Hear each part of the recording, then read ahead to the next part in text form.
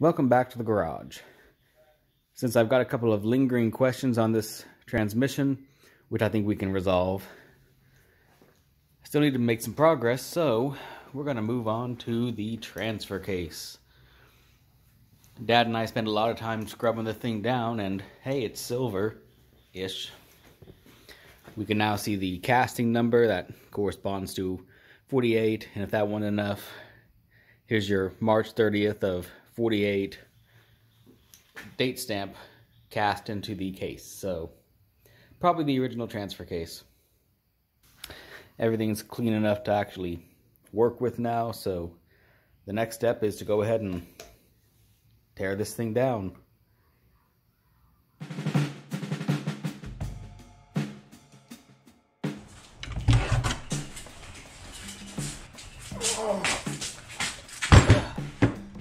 That's not light. Alright, time for teardown. Now I know that a few of you out there have done this before, so it'd be nice to know one thing. Taking this front yoke off, it's not supposed to be that easy, right? I've seen plenty of videos of people struggling, but it's not supposed to be that easy, is it? Just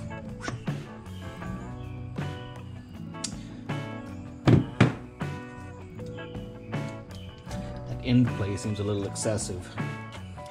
Good thing we're doing a rebuild on it, right? So everything on here is like a 9/16 or a 5/8. Yep. Okay, I'm not that weak. Really?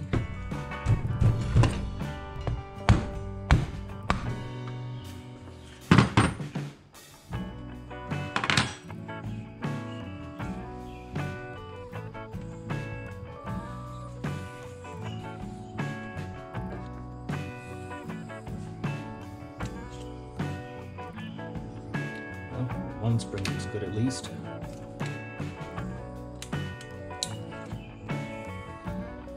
Yeah, that's pitted. It's not great.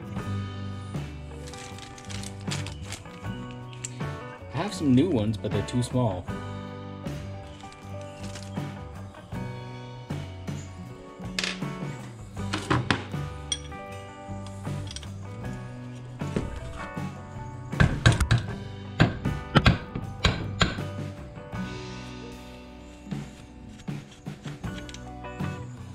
Yeah.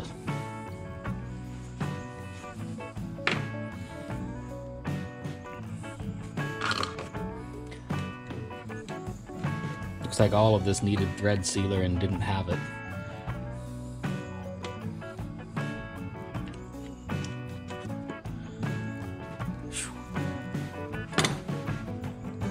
This ball looks like it's covered in straight mud.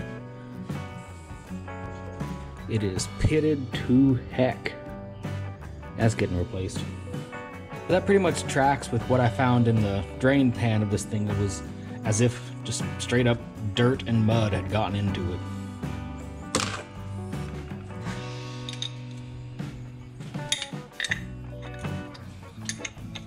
It's not even tight.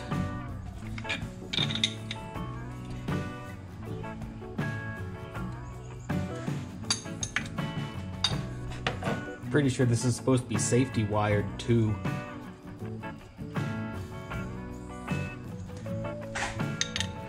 Fairly confident that I am not the first person to be in here.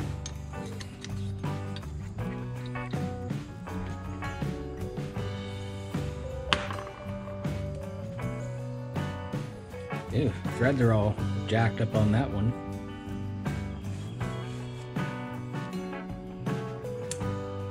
Hopefully that doesn't indicate some kind of problem.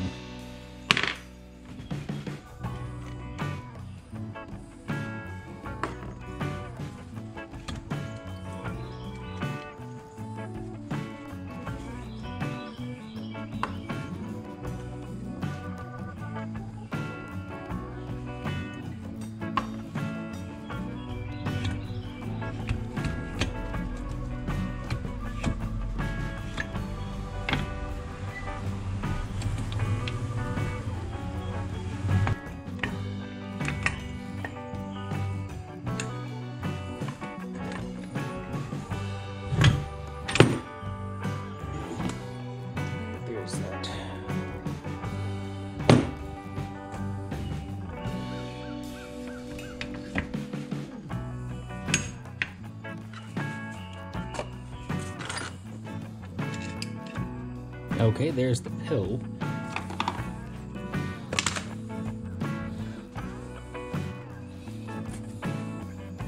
A lot of guys don't put this back in. I'm undecided. Ha! I was right, it was that thing. Thought this was a shim, but that is a thick gasket. Wow. And it's not in terrible condition, which does confirm someone else has been in here.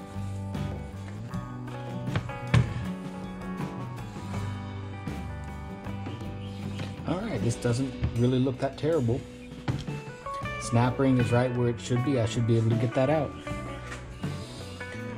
It's no wonder this front seal was leaking so bad. You can see where someone has like hammered it inward. I really wish that I had that Miller, I think it's a W271, I was Googling that earlier. It's the right tool to remove this.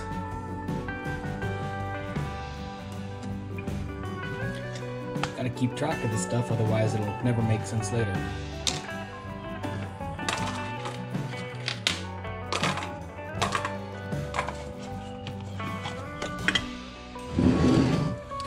Let's see, I think this is the shifter that we may not need to take off, though I might, to see if I can polish some of this out.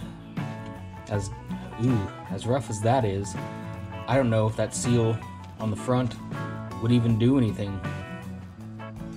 This shaft might need to be replaced just because there's such a huge chunk missing. Been here, done that.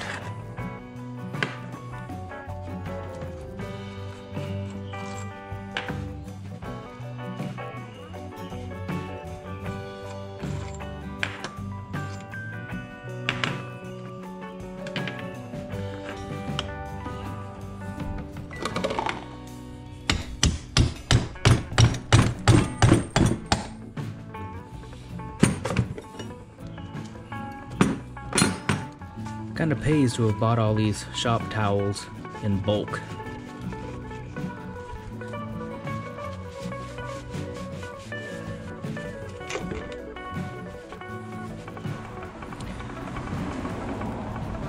How does that even happen? The teeth on this are just chewed up.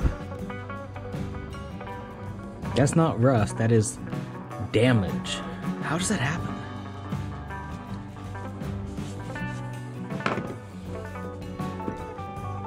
Can't really get a wrench on this one.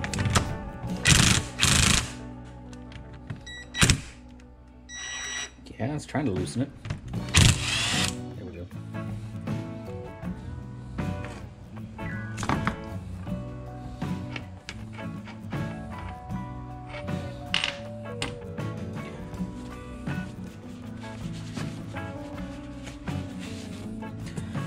Alright, so I need to be real careful and save this shim pack.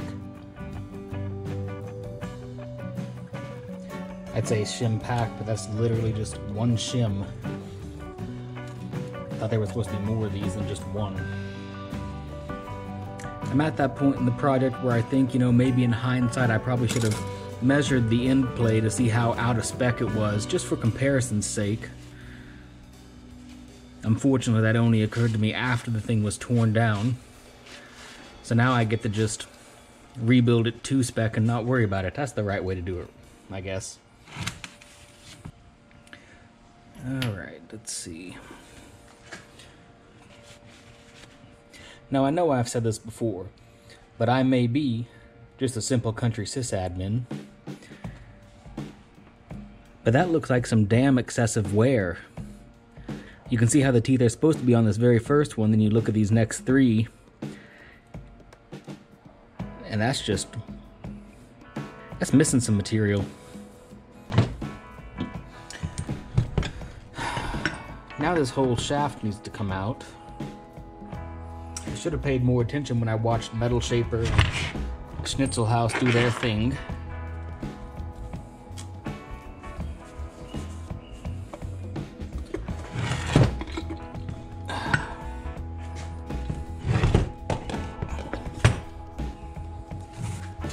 I never really looked at it that closely, but now that I'm here in the light, there's a big old ding in the pan right here. I wonder if that's supposed to be there for drain purposes, or if this thing's actually been hit by something out on a trail.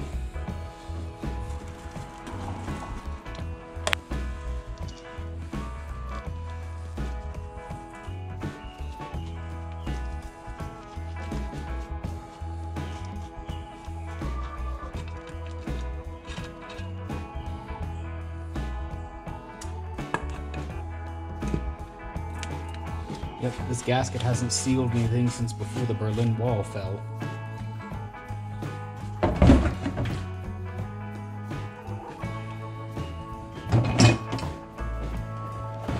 Try to contain some of the mess.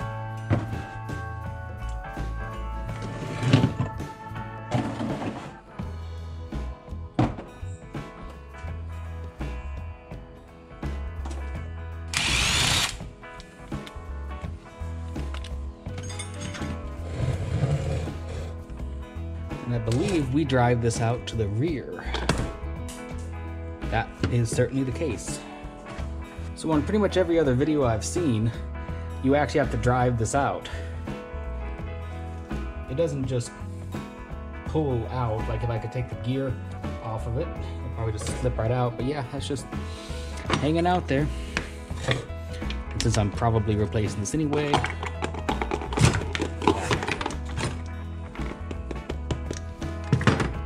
I'm not putting any kind of pressure on that, and it's just, it came right out.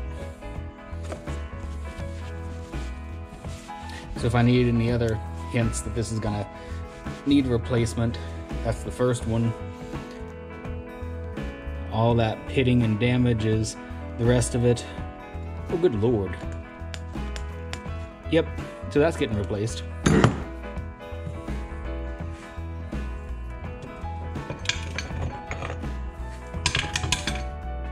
Fortunately, those are caged needle bearings. Oh, I did not want to see that. This is one of those surfaces that you are not supposed to have any kind of rust on.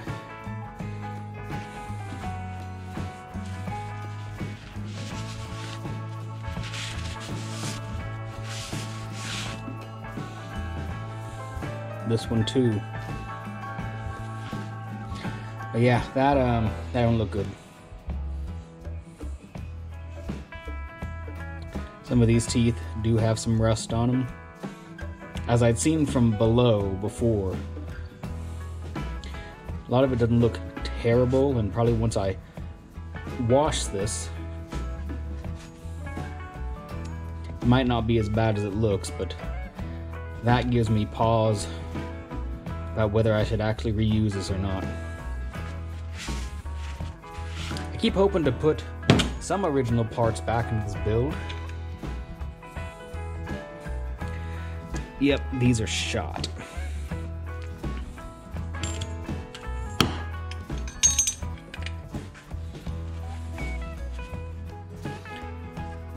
Yeah, absolutely shot.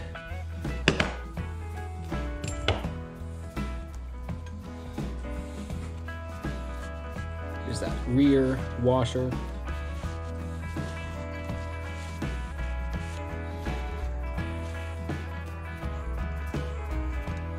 Not great, not terrible. Not gonna reuse it.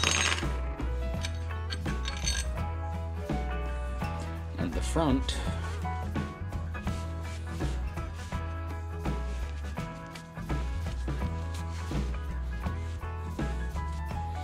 That's curious. I haven't put this thing into gear yet. I've got that one area, well, two, I guess, that are quite a bit shinier than the rest of it. So I wonder what the story is on that. So that's curious.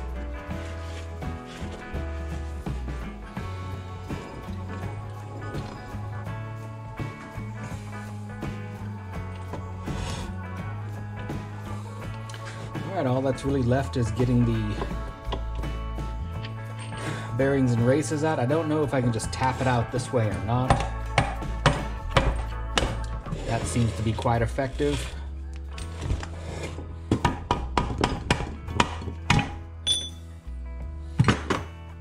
Fortunately, I do plan to replace bearings.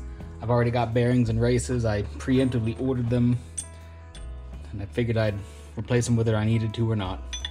While I'm in here, and while I'm financially able to, might as well, you know.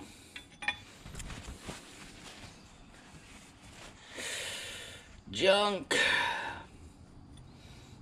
That rear bearing race is junk. Brindled and destroyed. Timken 14276. Destroyed. I honestly should have paid more attention to those videos because I am somewhat unclear as to how this gear comes off the shaft.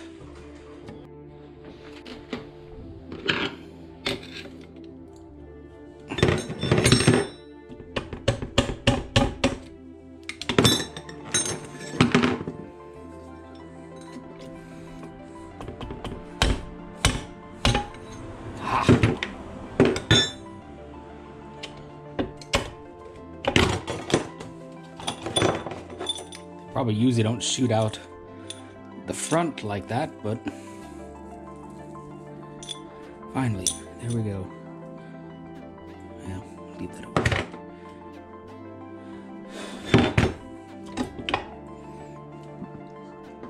Now here's the part that pretty much no one tells you. Metal Shaper's got a video where he takes one of these apart, but his bearing just falls right out, so you don't see that. And I don't think Schnitzelhaus covers the disassembly, nor does Rick Stivers. But if you're doing one of these, I think the way the document is written, you're supposed to gently hammer this thing either forwards or backwards. I knocked it backwards to get the race out. Now I have access to this bearing, but I'll get to that later. But the real trick that I don't know, can you see that from this angle? Right here. There's a snap ring that's holding this gear in place. And you're gonna break your case if you keep hammering on it trying to get it out, unless you get that snap ring out first.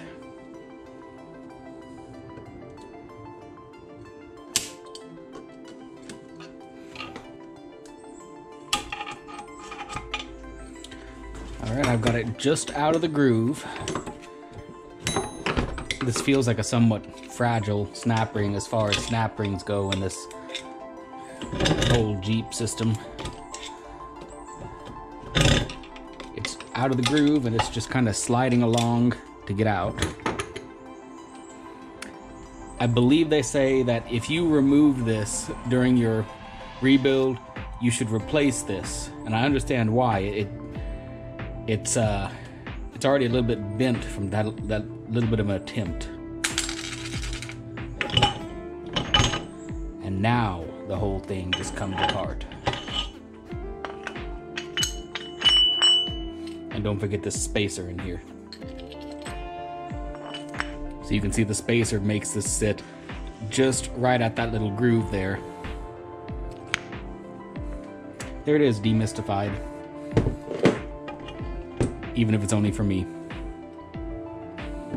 Again, I don't remember whose video I was watching, but this is safety wired in here on this the shift fork.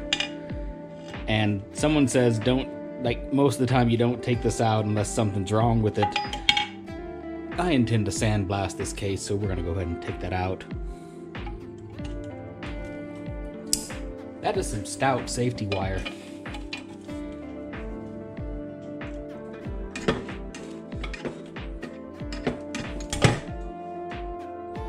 Huh. Well, that's not a good sign. Somewhere underneath all that, the safety wire was rusted. Well, this got just a little bit excessive, but I need a 7/16 that'll fit on this nut, which really doesn't want to come off.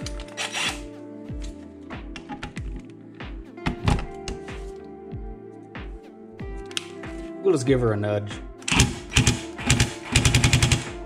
Okay. We'll just give her a bit more of a nudge. Okay, I'm not asking. There. That was on there tight. Well, I'm not sure how that happened. This is a really special set screw, so I don't know that it's readily replaceable. So I'll probably need to re-thread this thing, or chase these threads, whichever the term is. I'm not a machinist. But with that,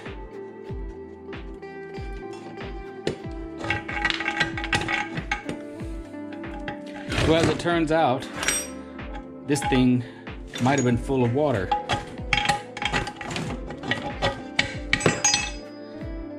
Because this end is a little on the rusty side. Actually, when I flipped this up, water just poured out of it. Yeah, that is pitted and rusted. And this side is very pitted, deeply. So I don't know that I need to replace a lot of this, but this is a maybe. We'll see as I get deeper into it.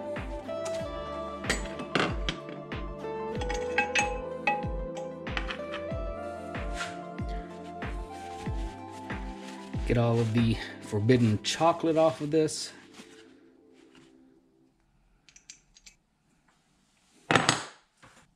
Take a break from the case and work on this front casting. Should be as simple as kind of working the snap ring out.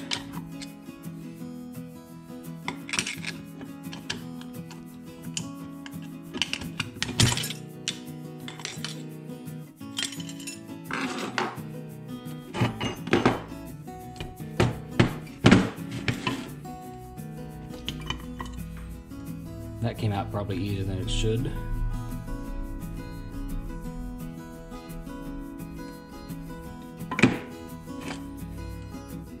There's everything but the 3 seals.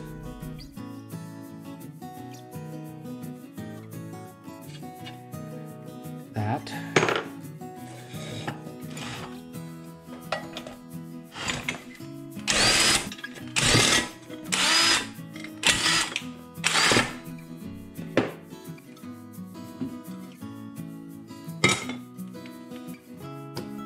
And with that, the Dana 18 is fully torn down and the case is empty. Except for the fill plug, but I'll get that later. I'll go ahead and clean this guy up. In the next video, we will go through the inspection process, or maybe we won't, not in all that much detail. There are better videos out there. Rick Stivers has a great one on the inspection. But I'll go through the process and we'll start getting this guy rebuilt. If you found this entertaining, informative, at least worth watching, leave me a like, leave me a comment. It really does help the channel grow. Thank you again, and I'll see you guys on the next one.